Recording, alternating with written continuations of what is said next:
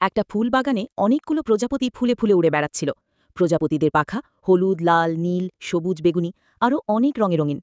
প্রজাপতিদেরকে দেখে মৌমাছিরা রেগে গিয়ে প্রজাপতিদেরকে বলল, তোমরা কেন ফুলে ফুলে ঘুরে বেড়াও? তোমাদের জন্য আমরা ফুল থেকে মধু সংগ্রহ করতে পারি না? মৌমাছিরা কথা বলে প্রজাপতিদের সাথে ঝগড়া বাঁধিয়ে দিল। প্রজাপতিরা মৌমাছিদেরকে বুঝাতে চেষ্টা করল, তারা যদি ফুলে ফুলে ঘুরে না বেড়ায় তাহলে ফুলের পরাগায়ন হবে না, আর পরাগায়ন না হলে ফল হবে না, ফল না হলে ফলের বীজও পাওয়া যাবে না, আর যদি নতুন বীজ না হয় নতুন গাছও হবে না, নতুন গাছ না হলে নতুন ফুলও ফুটবে না।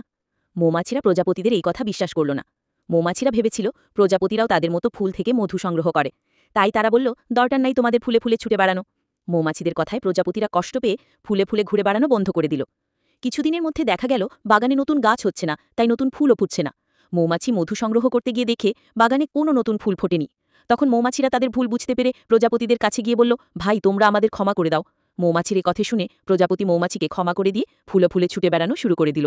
তারপর আবার বাগানে ফল থেকে বীজ পড়ে নতুন গাছ জন্মানো আর গাছে থোকা থোকা ফুল ফোটা শুরু হয়ে যায়। প্রজাপতি ও মৌমাছি বাগানে আনন্দে তাদের দিন কাটাতে লাগলো।